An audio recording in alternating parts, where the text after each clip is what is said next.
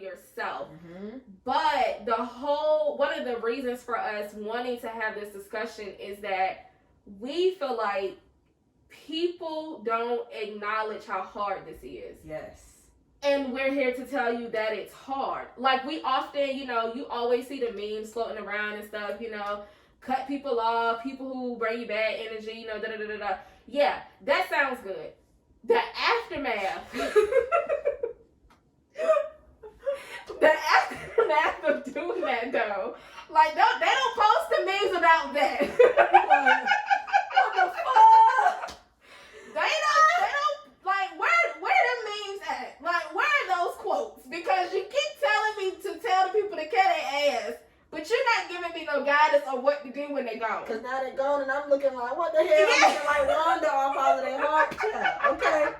That's what I'm looking like. And I'm trying to figure out. So, like, this what I was supposed to be doing? So, I think you really have to kind of, don't let them overtake you. But kind of just knowing, like, these feelings are normal. Like, feeling like, I lost somebody, feeling like, I never know what's going to happen again. That's okay. That is okay. Now, I just had a question pop in my head. We've had previous conversations about this.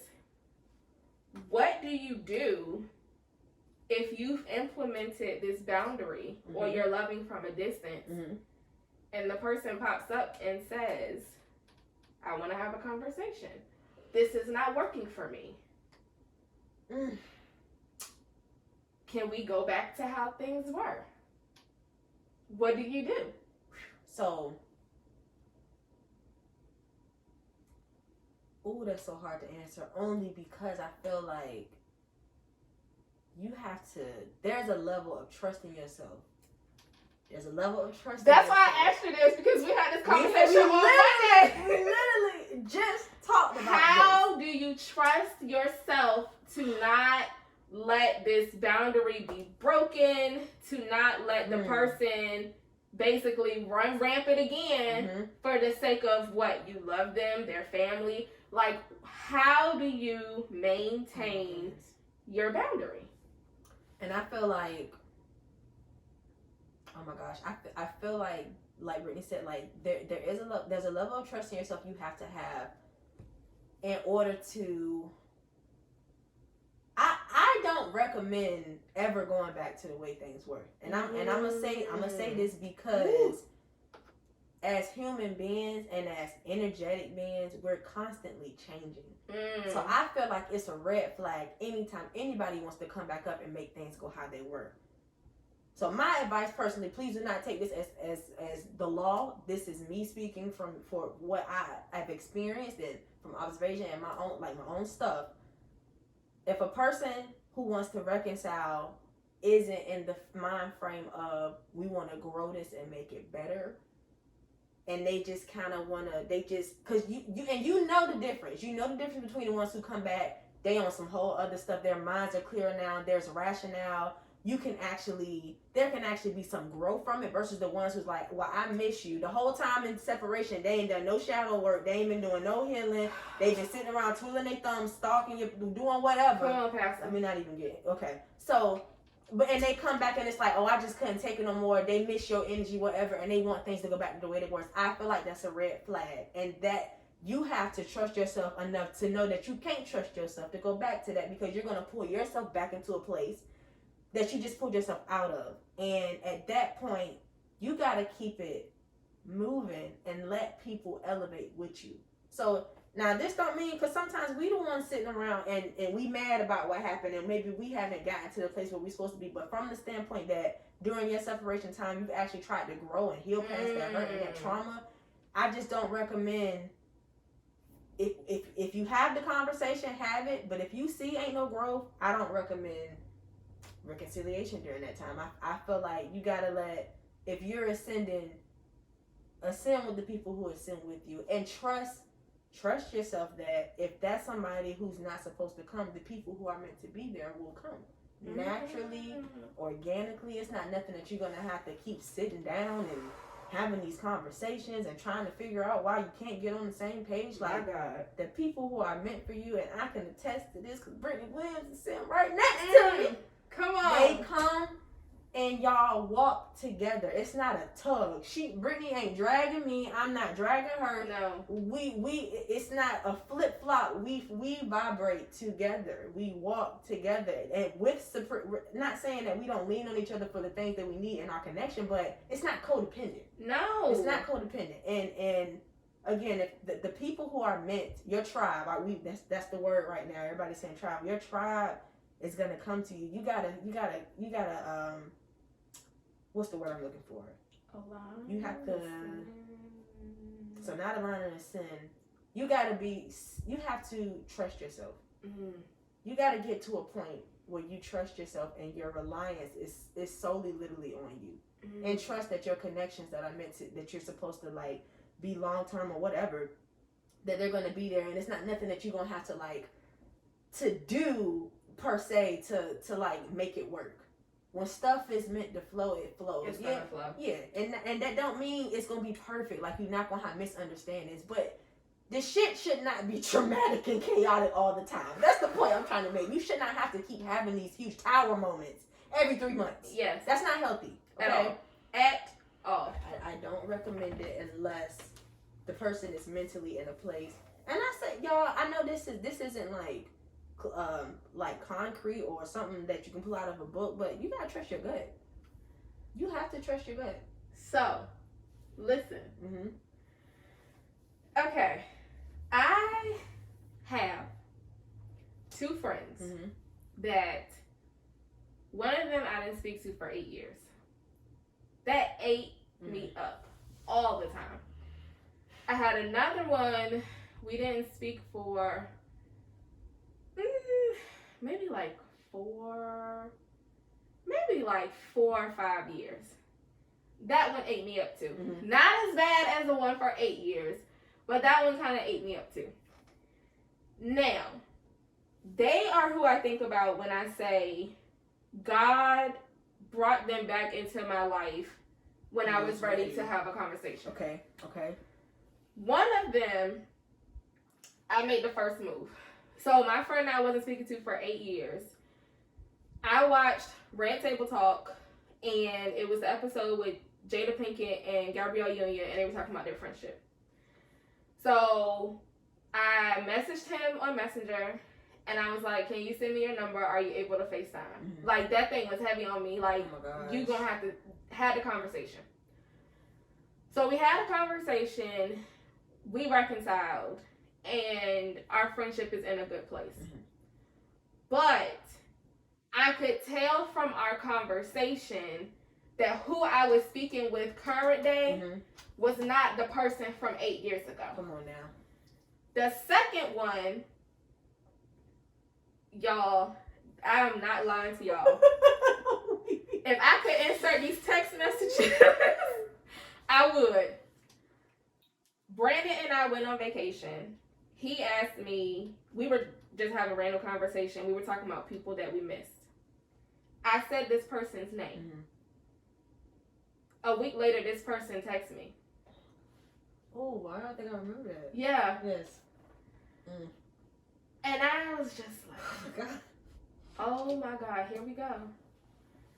And she was another one. So we made a plan to have this conversation. And I could tell who I was talking to, present day, was not who I was friends with 4 or 5 years ago. Mm. Both of these conversations, though, we discussed, what does this look like? Like, how is this going to look now? That is so important. So I really want people to hone in on the point you made about how your relationship shouldn't look the same when you reconcile. Mm-hmm. Because those 2 people, our friendship is not how it used to be when we were friends the first time around. Is the connection as intense or whatever? It may not be. But at the same time, I'm willing to lose that intensity if we're going to be able to have a healthy friendship. There we go. That's it right there. And I think people need to understand that going back to loving from a distance is not a bad thing. Had I would have stayed friends with them, had they would have stayed friends with me, I don't know if we would be where we are now. I don't know if we would be speaking right now. But it took for us to have that time apart. They had to grow. They had to go through things. So did I. I'm not saying I was perfect. I fucked up in those friendships too. But the whole point of the matter is, don't see it as an end all be all. Because I feel like that space did all of us some good. So I think we just have to we got to get comfortable with it. Mm-hmm. But even to go back to the point of like, what do you do? That trust in yourself is going to be key. Because I had a situation where me and somebody tried to reconcile. We tried to have a conversation. And I feel like past behaviors popped up. Mm-hmm. And I had to say, you got it. And I had to let that be. Now, we might, we'll speak when we see each other, but that's as far as that's going to go. Because what we're not doing, we're not going back to that old cycle. We're not going back to them old behaviors. So if I feel like this ain't it, this ain't what you said it was going to be, this not what you presented to me, like, you got it. So I think, like, I just cannot emphasize that enough. You have to read the room. If you feel like this is that old shit from before, it's the old shit from before. Like, it's not your mind playing tricks on you. It's not your anxiety. Like, if you think that, that's what that is. If you can't tell right off the bat, like, oh, okay, such and such, then, they didn't mature. They didn't, they grew in this area. They, they don't do that no more. If you can't tell that from the first couple of interactions, it's no need. It is no need. But I think, yeah. And I think you also have to be strong in your boundary. Yes. So, if this is like, I ain't gonna say life or death, but if this is like, my anxiety gonna be triggered, my trauma gonna be triggered, whatever, you're gonna have to stand on that boundary. Yeah. So that go back to trusting yourself. Trust yourself that you're gonna leave that boundary in place, and that's gonna be that. Period. So I think that brings us to our closing of, do you need closure, the benefits to ending or loving from a distance, and basically all of that of ending these toxic or bad timing relationships. So, I think another thing we have to change our perspective on is what closure looks like. Mm. Because the picture that was always painted in my head is you sit down with the person, y'all have a conversation, and either it's going to work or it's not. You are going to run across people in your life that you are not going to be able to have a conversation with. And trying to have that conversation is going to actually cause more of a problem than had you just let distance do what distance does. Yes. That's a yes. Shawana screaming at me. So, yes, we need closure, but sometimes closure is solely your responsibility. And I think if we take on that mentality first versus trying to weed out which ones we can and which ones we can't, when you let distance do what distance does, Brittany said, trust in your gut, you're going to know, like, those people came back when she was ready. Because those are people that she's still supposed to be connected to. Mm-hmm. And like she said, it's different than it was before. It's healthy. We get caught up on the feeling. It's not the same. How do we get this back? No. And sometimes you ain't supposed to. Not supposed to. That was a moment and an experience in your life. Whatever the two beings needed during that time, it served its purpose. Mm-hmm. It's that intensity ain't serving y'all no purpose no more. So I feel like, one, closure is necessary, but understand that closure is your responsibility at all times. Yes. But remove the notion that closure got anybody else's involvement except you. It's all you. So yes, it is, but understand it's your responsibility, and the benefit from distance is distance is really meant to develop and bring understanding and clarity. So while you will grieve, while you will go through the emotions, while it's not always something that feels good, there's something you need in that, and if you can keep that at the forefront of your mind, it's easier to navigate. And when you come out on the other side, you don't find yourself having to keep you know how they say you get 5 steps ahead to get put 3 steps back. You don't feel yourself getting sucked back into that same stuff. When you can keep moving, that it's possible to keep it moving and heal and move past stuff and reconcile. It ain't got to be this. It can be like this, and the shit just it can be that way. So that the benefit of distance is alignment, I feel like. And to piggyback off of how the closure is going to look, I think we have to be comfortable with there are going to be questions that we never get the answer to. Yes. Oh God, yes. Oof. There are going to be things that we want to know, and we're just not going to get them. Yes. But like you said, it's going to take for us to be comfortable in that, because like you said, a lot of times you want to go and sit down and have these conversations. Whole time you done open 6 cans of worms. Okay. So now what the hell are you supposed to do with that? All because you need to know something. All because you want to find out something. Ego. Going back to ego. Now the shit is worse than before. So I really, definitely, like, closure is just not going to be what you want it to be sometimes. I think for me,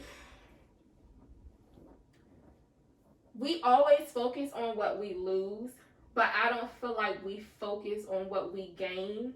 Come on. In the process of loving from a distance. So I feel like we have to focus on the fact that we don't have this outside stressor. We don't have this person like, oh Lord, they calling me again, or oh, I got to go help so and so because they need me again. Like, not having that feeling of like somebody sucking the life out of you, sucking the energy out of you. One thing you said that I think is very big: the new people, the new connections that you make are very, very, very important as well. So even seeing how your surroundings change because you've got out of situations. Like, I've seen people's lives transform. Come on now. Especially when they're in like bad, intimate relationships or marriages. I have seen people's lives literally transform because they let go of a toxic lover. I was not talking about you, but okay. Well, I'm talking about me. So no shade. no shade to herself. No shade to me. But like, I wouldn't. I need to do that sometimes. Like, I have to remind myself sometimes of like what came with the fact that I distanced myself from somebody. Like, I feel like that gets lost because we're grieving, we're in regret. We have all these questions. That gets lost sometimes. And I think sometimes that has to be our focus. Like, what came out of this? What did you learn? What did you learn about yourself? What did you see from the other person? Like, what good came from the distance? Because usually it is like multiple things that come out of that. And if you find that the new people that you attract, the same shit going on, the problem might be you. Period. The problem might be you. If you keep running into, you meeting new people, you letting people go and you meeting new people, but it's the same shit, the problem is probably you. Again, these relationships are mirrors. So if you really are growing and attracting your tribe, it should look nothing like the relationships you just had. I will say that as well. Not nothing like, but it should be some type of should be going through the same stuff. Right, exactly. It shouldn't, because nothing's going to be perfect. But at no reason why you should be circulating a different group of people every year, or that part. So yeah. I think we can end. That was rich. Baby, listen. I don't know if rich is the word. That was potent. Y'all. So, one more thing I did want to say before we end, because Brittany touched on it a little bit, just about how pulling the good that comes from it. Yes. So I would just encourage people to kind of embrace all the change. Because when you embrace it versus cause a resistance, and you change it from, oh, this is something I had to let go of. Not saying don't feel it. I'm saying let yourself go through the emotions and grieve. But once you get on the other side of that, your mentality can be, I'm happy that it happened, not that I've lost something. It was an experience. I figured out what I learned from it. I figured out what the purpose was in my life in that time. It served me something. I learned that lesson, and now I'm being served a different platter because I'm on a different frequency now. So this is now life is kind of flowing how I want it. You should be able to go into introspection or reflect and just take the goodness from it. You got to take the good out of it as well. It's balance and everything. So yeah, just embrace. I know last episode we said embrace the shift, embrace the distance. Let distance do what it does. Literally, period. Thank you for tuning in. Yes! I'm sorry if this was heavy on anybody. Somebody gonna get this word. Yeah, because that was heavy on me just talking about it. Like, y'all don't understand. Like, I might go have a conversation with somebody after this. No, for real. Like, I had like tears in my eyes a couple of times. Like, this was like real heavy. So sorry if somebody's emotions is worked up, but it's okay. It's okay. It's okay. And you need to let yourself feel it. So yes. Let yourself feel it. Go through it. But don't let that beat it. Don't get stuck there. Don't let No. This is a good thing, even though it don't feel good. Right. All right. So y'all enjoy the rest of your day. We sending y'all light and love and just positive energy. All that. And we talk to you next time.